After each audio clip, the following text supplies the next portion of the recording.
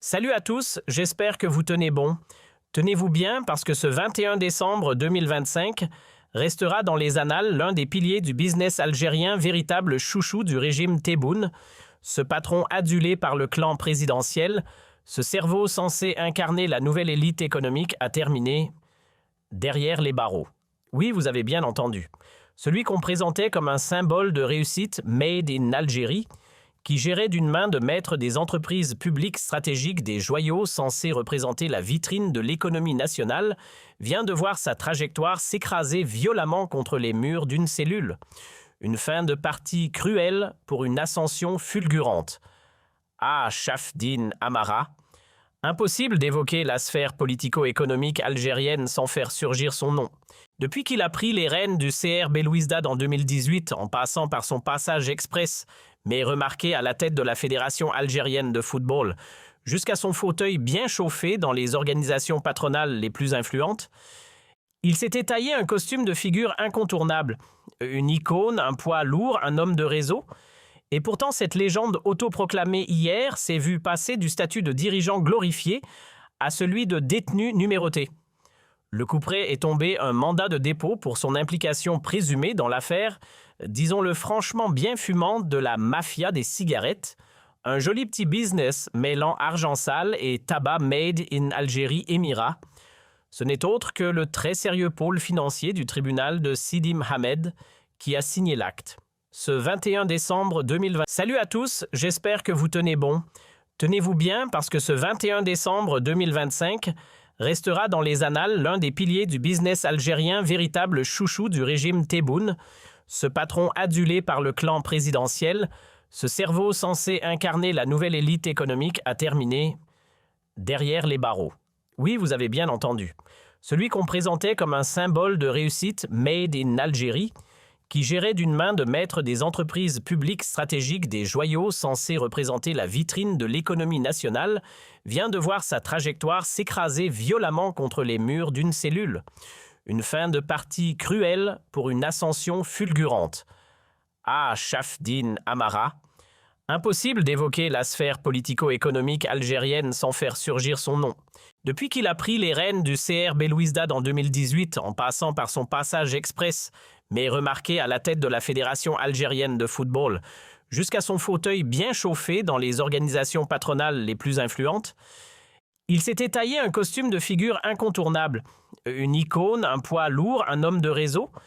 Et pourtant, cette légende autoproclamée hier s'est vue passer du statut de dirigeant glorifié à celui de détenu numéroté. Le couperet est tombé un mandat de dépôt pour son implication présumée dans l'affaire, disons-le franchement bien fumante, de la mafia des cigarettes, un joli petit business mêlant argent sale et tabac made in Algérie Émirat. Ce n'est autre que le très sérieux pôle financier du tribunal de Sidi Mohamed qui a signé l'acte. Ce 21 décembre 2025, une date à cocher dans le calendrier des chutes brutales. Le choc a été immense. Comment l'enfant chéri du clan Tebboune, celui qu'on citait comme un modèle de leadership moderne et visionnaire, celui qui représentait fièrement le renouveau économique algérien tant vanté par le régime, a-t-il pu tomber si bas? La réponse dérange, mais elle est là, quand on vole trop près du soleil. Officiellement, pourquoi Chafdine Amara est-il tombé? Ah, facile l'affaire au doux parfum de tabac frelaté qu'on appelle sans trembler la mafia des cigarettes. Oui, rien que ça. Mais attention, on ne parle pas d'un petit trafic de coin de rue. Non. Il s'agit d'un business bien huilé, bien structuré, mêlant détournement de fonds et circuits illégaux autour de cigarettes Made in Algeria Émirat, estampillées Marlboro ou LM. La société Stime, censée produire ces marques sous licence, serait en réalité devenue une usine à cash parallèle. Comment ça marchait? C'est là que ça devient croustillant. Des hauts cadres de Stime auraient, selon l'enquête, déroulé le tapis rouge à des distributeurs fantômes. Des noms sur le papier, rien de concret, si ce n'est des cargaisons entières de clopes qui s'évaporaient dans la nature. Destination: le marché parallèle, les circuits de contrebande, les taxes, elles aussi parties en fumée, les impôts oubliés, et au final des fortunes colossales brassées dans l'ombre pendant que l'État regardait ailleurs. Petit rappel pour ceux qui auraient manqué les épisodes précédents, l'affaire explosive des cigarettes n'a pas surgi de nulle part. Au départ, c'est le général Nasser, alors commandant de la célèbre caserne Antar, qui entre 2022 et 2023 avait lancé les premières investigations via la DGSI, le service de renseignement intérieur algérien. Promu par la suite à la tête même de cette institution stratégique en 2024, le monsieur pensait peut-être pouvoir aller au bout, mais voilà. Très vite, l'enquête a été freinée puis carrément mise au placard. Pourquoi ? Parce qu'en creusant, Nasser est tombé sur un nid de vipères, des hommes d'affaires fantômes, des prête-noms bien placés, et surtout des connexions embarrassantes avec les familles Tebboune et Tchengria. Trop sensibles, trop explosifs, silence radio, mais le vrai rebondissement survient quelques mois plus tard. Fin mai 2025, Nasser est viré. Et à peine 2 mois après, la justice militaire veut le faire tomber. Juillet, l'arrestation est en vue. Septembre, il s'évapore dans la nature. Et là, tout bascule. Car dans sa fuite, on découvre que le général déchu ne s'était pas contenté d'enquêter, il avait archivé. Dossier compromettant, secret d'État, nom, montant, circuit, tout y est. Et ce n'est pas le plus ironique, cet homme qui un jour tentait de lever le voile sur les réseaux mafieux, avait fini par les couvrir lui-même en acceptant, vous l'avez deviné, quelques juteuses enveloppes, histoire de protéger les bonnes personnes au bon moment. Vous croyez que la chute du général Nasser est une histoire isolée, erreur monumentale. Ce qu'il faut comprendre, c'est que la fin de Nasser et l'explosion médiatique de la mafia des cigarettes, c'est un seul et même scénario. Un drame à plusieurs actes. Pour faire disparaître l'affaire Nasser dans un nuage de fumée bien opaque, on a trouvé mieux qu'un silence radio. On a tout simplement inventé un autre scandale. Voilà comment le dossier cigarette est devenu le parfait écran de fumée pour enterrer une vérité bien plus dérangeante. Et comment ça s'est joué ? Très simple, on a remis le bébé entre les mains du service central de lutte contre le crime organisé, la branche de la DGSN, basée à Saoulé. Ces braves enquêteurs se sont attaqués au cadre de la STIME uniquement. L'enquête ultra ciblée, pas de vague. Résultat, on a soigneusement mis le couvercle sur l'affaire Nasser. Silence total. Plus un mot. Aujourd'hui, l'opinion publique ne parle plus que de tabac de contrebande et de distributeurs fictifs. Mission détournement réussie. Et au cœur de cette diversion bien huilée, le témoin central Zahir Kaf, patron de STIME, est surtout proche de certains cercles familiaux très influents. 2 mois plus tôt, il a été cueilli par les agents de Saoula et placé en garde à vue. Résultat, incarcéré à la mi-octobre. Et là, tout le monde a commencé à s'agiter, mais uniquement autour du dossier cigarette. Nasser oublié dans un coin de page. Souvenez-vous de cette date, le 15 octobre 2025. Ce jour-là, la nouvelle est tombée comme un couperet. Chafdin Amara, autrefois intouchable, a été brutalement débarqué de ses fonctions.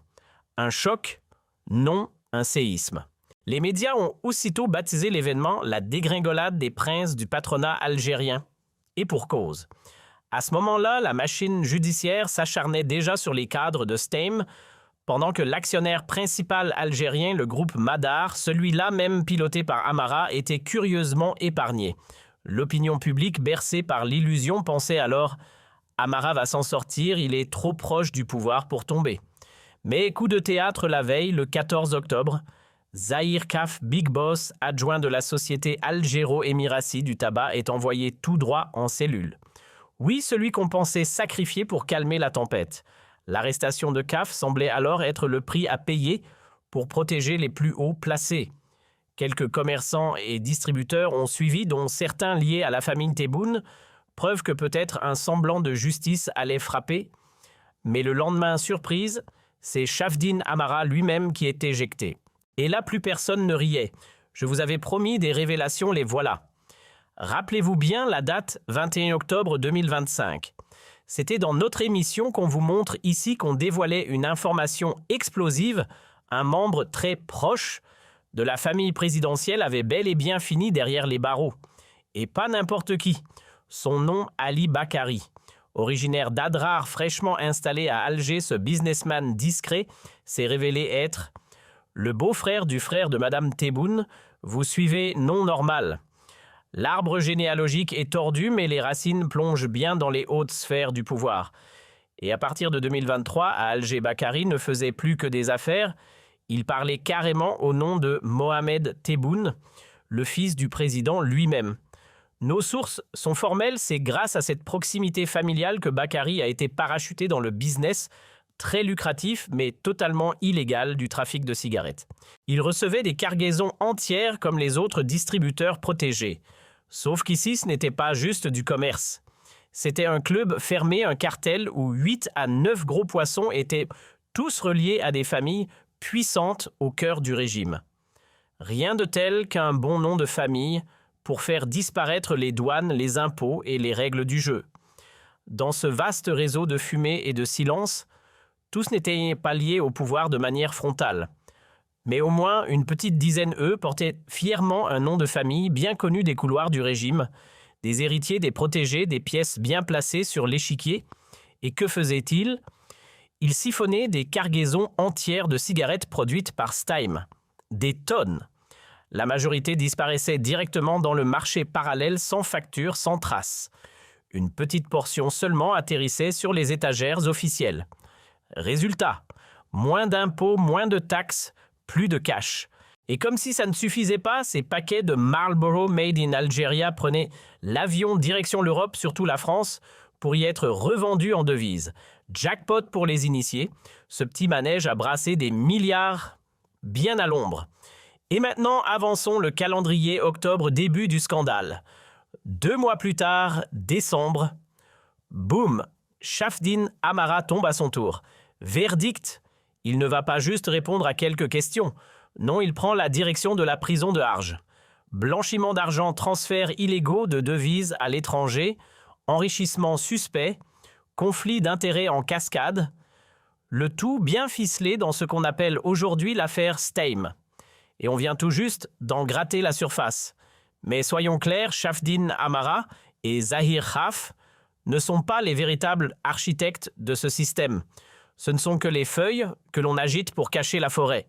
Derrière eux, bien à l'abri dans l'ombre, se trouvent les vrais bénéficiaires du festin. Depuis 2021 jusqu'à 2025, toute une galaxie de hauts placés a prospéré grâce à la bienveillance intéressée de Nasser, le parrain discret de ce réseau. L'État le savait. La présidence le savait. L'état-major le savait. Et pourtant, silence radio. Car derrière cette mécanique bien huilée de la mafia des cigarettes, ce sont des familles puissantes, des intermédiaires proches du pouvoir et des protégés de premier plan qui se sont remplis les poches en toute impunité. Et aujourd'hui, comme par magie, on tente de nous vendre une version édulcorée. La mafia, ce serait juste 2 types, Amara et Khaf. 2 pions sacrifiés sur l'échiquier politique pour mieux sauver les rois et les dames du régime. 2 boucs émissaires habilement jetés en pâture pour que les véritables maîtres du jeu, ceux avec les liens familiaux les plus solides, continuent à régner en toute tranquillité. Prenons un exemple concret, le fils de l'actuel président de la Cour constitutionnelle, Haslaoui. Lui, il bossait carrément dans une filiale de Madar aux côtés de Zahir Khaf et Jarfara. Et pourtant, pas un mot, pas une convocation. On lui a juste suggéré une démission discrète, avant même que l'enquête ne démarre. Classe, non. Alors oui, on a tranché dans le vif. Chafdine Amara et Zahir Khaf ont été sacrifiés froidement comme 2 moutons à l'autel de la communication politique. Et la vérité, la vraie, sur cette affaire de mafia des cigarettes, eh bien, on ne la connaîtra sans doute jamais. À la place, on va se contenter d'un joli théâtre pointé du doigt, quelques fusibles accablés 2 ou 3 figurants condamnés des seconds couteaux, puis désigner la société Stime comme repère officiel du crime organisé. Le but, salir l'image, créer un coupable collectif et détourner les regards du plan véritablement diabolique que le régime Tebboune mijote avec ses partenaires émiratis. Un plan voué à l'échec mais qui, entre-temps, leur sert d'alibi pour fracasser ce qu'il reste de la Stime. Écraser ses dirigeants, les accuser de tous les maux, tout en prétendant qu'ils n'ont jamais été soutenus, protégés ou instruits par les hautes sphères. Trop pratique, les boucs émissaires. Mais attention qu'on se le dise, Chafdine Amara, ce n'était pas un nom au hasard. Ce natif de Tessa, né dans les années 60, a marqué au fer rouge le secteur public algérien. À la tête du groupe Madar, il n'était pas juste un gestionnaire, il en a été l'architecte, l'ingénieur du renouveau. C'est lui qui, entre 2015 et 2016, a dessiné les fondations de ce mastodonte industriel. Un patron de poids. Et c'est justement ce poids qu'on a décidé d'abattre. Depuis sa nomination, Shafdin Amara tenait d'une main ferme le gouvernail du groupe Madar. Mais le 14 octobre 2025, rideau, fin de partie, éjection en règle. Avant ce crash managérial, il avait pourtant été propulsé à la tête de l'UNEP, l'Union nationale des entrepreneurs publics, grâce à un soutien très clair du régime Tebboune. Oui, le système croyait en lui. Tellement qu'on lui a même confié les clés du football algérien. En octobre 2018, il rachète le CR Belouizdad au nom du groupe Madar et en quelques saisons en fait une machine de guerre. Ce club déjà historique est devenu avec lui un véritable titan du championnat national. Il avait la touche dorée l'homme. Mais ce n'est pas tout. Toujours sous le regard bienveillant du pouvoir, il prend la présidence de la Fédération algérienne de football le 15 avril 2021, succédant à Kheireddine Zetchi, et il reste jusqu'au 31 mars 2022. Un passage bref, mais marquant. Tellement marquant que, hasard ou ironie du destin, l'Algérie compte aujourd'hui, tenez-vous bien, 2 ex-présidents de la FAF derrière les barreaux Zetchi et Amara, et ça juste à l'aube de la Coupe d'Afrique des Nations au Maroc. Si ça, ce n'est pas une manière unique de préserver l'intégrité du football national, mais ce sujet-là, on vous le réserve pour une prochaine émission, parce qu'il mérite qu'on le décortique dans les moindres détails.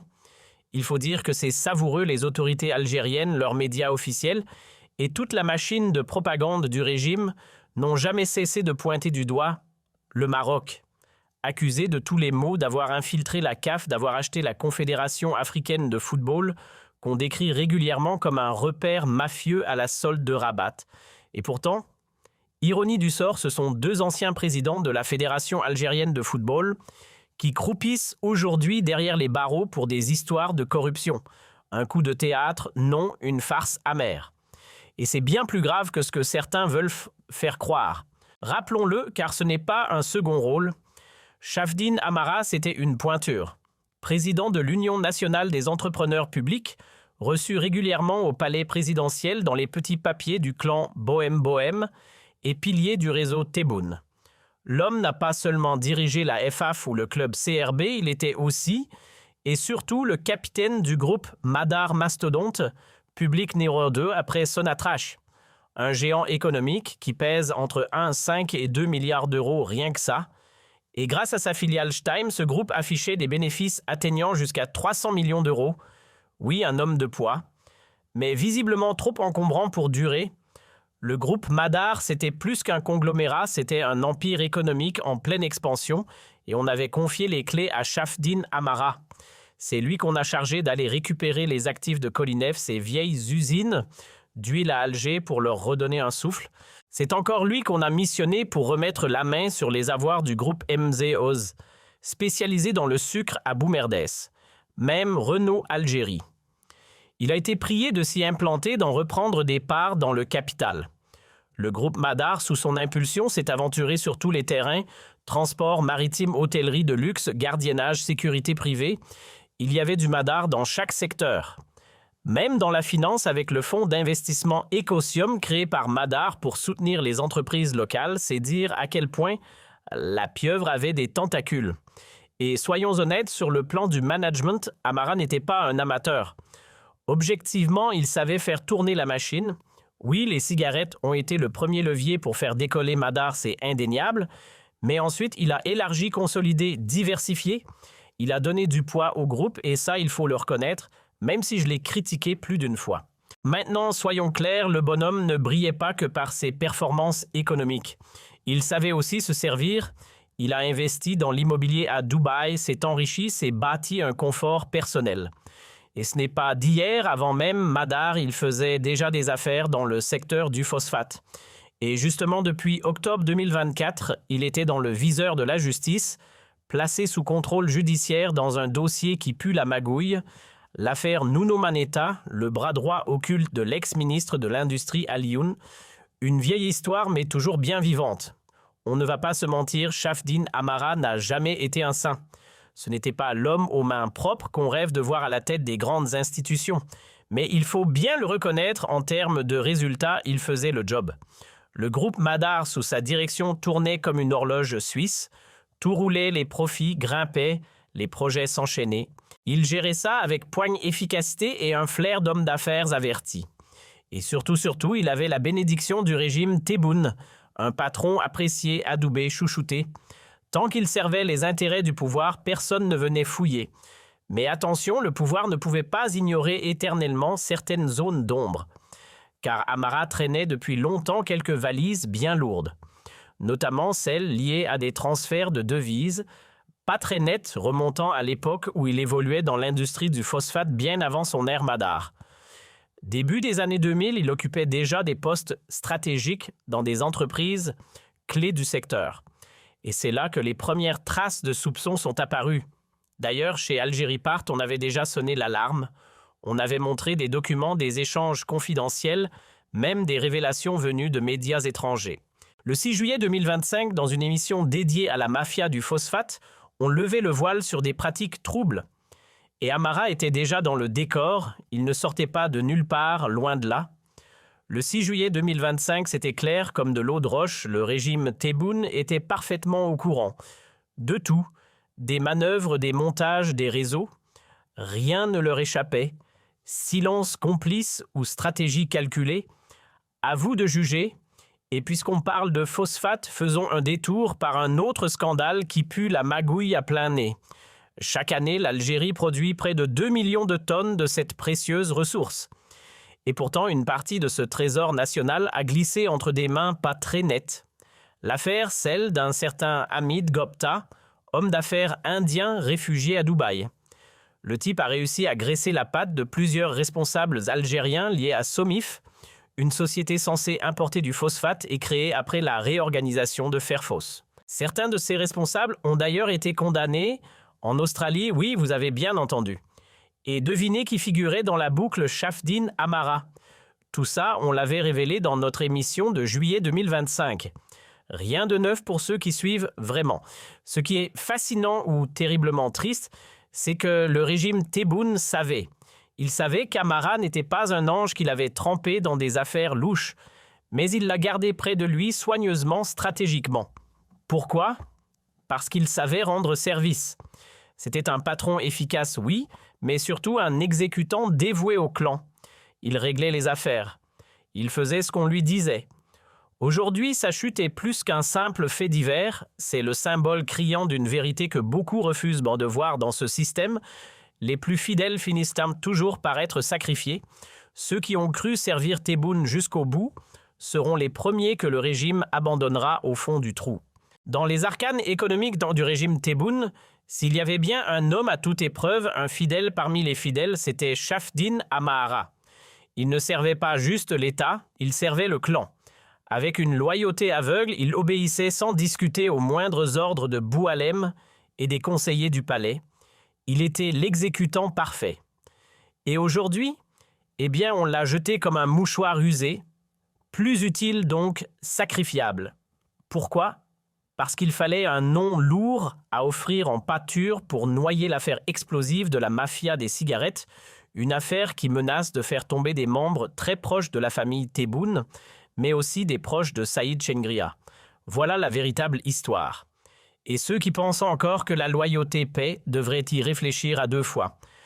Le cas Chafdin Amara est un avertissement lancé à tous les zélateurs du système, à tous ceux qui s'imaginent à l'abri parce qu'ils sont utiles. Cet homme-là n'était pas n'importe qui patron du deuxième plus grand groupe public, après Sonatrach, président de l'Union nationale des entreprises publiques, ancien chef de la Fédération de football. Il a mené campagne pour Tebboune, exécuter chaque ordre avec zèle, même ceux qui n'étaient pas prononcés à voix haute. Il était un rouage central de la stratégie économique du pouvoir. Et aujourd'hui, ce rouage a été démonté sans cérémonie. Ce qui est arrivé à lui, c'est exactement ce qui attend Kamel Molla. Le système dévore ses propres enfants. Prenez un milliardaire, installez-le à la tête du Kéréa depuis février 2022, ajoutez une dose de propagande bien huilée pour le régime Tebboune, mélangez avec quelques opérations de communication bien placées, et vous obtenez un homme au service complet du système. Cet homme-là, toujours au premier rang pour applaudir, pour défendre, pour justifier. Utilisé par le régime pour les basses œuvres, les coups tordus, les campagnes électorales. Et pourtant, son destin est tout tracé. Car tous ceux qui marchent dans les pas de Tebboune, en pensant qu'ils sont protégés, finiront comme Shafdin Amara. Je le dis ici en face, regardez bien son histoire. Ce type hier encore trônait au sommet. Il était célébré, convoité, omniprésent. Souvenez-vous, il n'y a pas si longtemps, Amara était à 2 doigts d'entrer au gouvernement. Pas dans n'importe quel ministère, non. Il visait carrément celui de l'énergie, rien de moins pour détrôner Mohamed Arkab. Et il était sérieux. Il n'en voulait pas d'un petit ministère de l'industrie ou d'un poste décoratif. Il voulait un vrai levier de pouvoir. Pourquoi ça ne s'est pas fait? Simple, son passage controversé à la tête de la fédération de football pesait encore lourd et surtout, on avait encore besoin de lui ailleurs. Le groupe Madar était en pleine expansion en Afrique, notamment dans les affaires opaques liées au tabac. Il fallait quelqu'un pour surveiller les deals, pour encadrer les alliances, pour garder un œil sur les partenaires. Bref, un pion clé. Mais un pion reste un pion jusqu'à ce qu'on le remplace. Il n'y a pas si longtemps, à peine 6 mois, Shafdin Amara rêvait encore en grand. Il faisait activement du lobbying pour prendre les rênes de Sonatrach, le joyau énergétique de l'Algérie. Et franchement, ce n'était pas qu'un fantasme, il avait l'influence, les connexions, le soutien. Il faisait partie des cercles qui comptent, il était dans l'orbite directe de la famille Tebboune, connaissait personnellement Amir Hamad, le secrétaire particulier du président, et bénéficiait de la confiance de Tebboune lui-même. Un homme en haut de l'échelle, puissant, intouchable. Enfin, c'est ce qu'il croyait. 3 mois plus tard, le décor s'effondre. Terminé le prestige. Aujourd'hui, il dort derrière les barreaux, jeté sans ménagement comme un voleur de seconde zone, mieux encore traité comme une vieille chaussette trouée dont plus personne ne veut. Pourquoi? Parce que pour le régime, Shafdin Amara a fait son temps, il a été utile, très utile, et comme toute chose qu'on exploite jusqu'à l'usure, on le jette une fois qu'il ne sert plus. Voilà toute la logique. Et croyez-moi, tous les autres zélés du régime, tous ceux qui se croient à l'abri parce qu'ils sont proches du feu, finiront pareil. Utilisés pressés, puis jetés. Depuis quelques années, c'est une véritable hécatombe parmi les fidèles lieutenants du régime Tebboune. Si l'on dresse la chronologie, on se rend vite compte que porter l'uniforme invisible de soldat du président mène souvent à la déchéance. Prenons l'ex-chef de la DGS ou de la DDSE, un loyaliste pur jus, sa récompense. Une santé brisée, clouée au sol, interdit de voyage et à 2 doigts de finir derrière les barreaux. Pas mal comme remerciement, non. Passons à FZ Bench, ancien boss de la DGSN, maître d'orchestre des enquêtes les plus sombres, celles qui servaient à écraser les opposants du régime. On l'a encensé, utilisé, puis balancé en prison comme un pion devenu inutile. Ali, un proche parmi les proches du président, ancien visage du gouvernement, aujourd'hui rayé du tableau. Il ne fait plus partie du décor. D'après nos infos, il est sous surveillance judiciaire. Une chute discrète mais brutale. Et que dire de la ribambelle de militaires, d'officiers, de généraux qui ont longtemps servi le clan. Les voilà écartés, broyés par les rouages de la justice militaire. Le général Smain, ancien patron de la DGRT,